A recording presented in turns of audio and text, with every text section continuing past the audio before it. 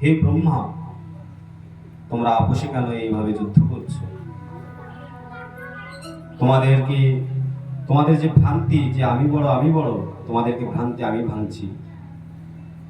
ওই দেখো সামনে বিশাল এক স্তম্ভ। সেই সময় আকাশবাণী কথা বলছেন, তার মধ্যে এক স্তম্ভ উপস্থিত হলেন সামনে।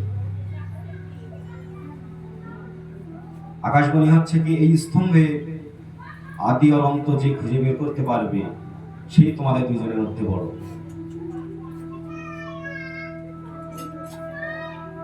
ব্রহ্মা এবং নারায়ণ দুইজনেই পরামর্শ করে নারায়ণ গেলেন ভূলোকে, পাতাল লোকে, আর ব্রহ্মা গেলেন স্বর্গলোকে, আকাশ লোকে।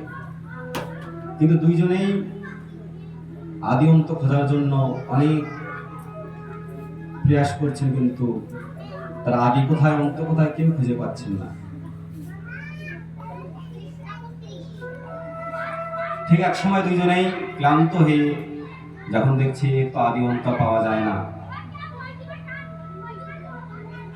ঠিক জায়গা মতন আবার ফিরে আসলে এসে বলছে, হে ব্রহ্মসত্তা,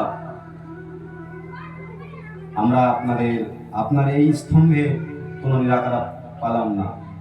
কিভাবে এর জন্ম আর কোথায় এর আদি আর কোথায় অন্ত কিছু খুঁজে পালাম না।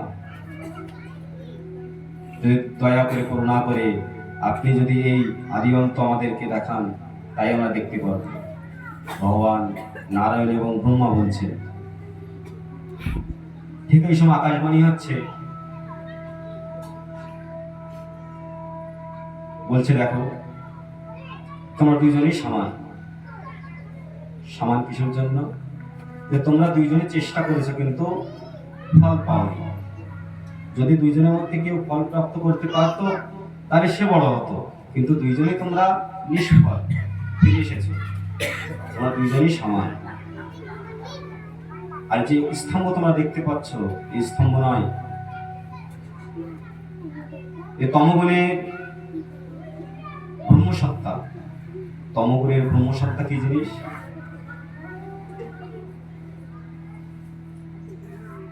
দেবাদিদেবের যে ব্রহ্মসত্তা, তাকে তমগুণের ব্রহ্মসত্তা বলা হয়। তখন মহাবিষ্ণু এবং ব্রহ্মা বলছে, তাহলে দর্শন দাও তুমি কি? তখন মহাদেব ওই স্তম্ভ থেকে বাইরে এসে দর্শন দিচ্ছে যে আমি শিব, সদাশিব। আমার নাম সদাশিব, আমারই লিঙ্গ।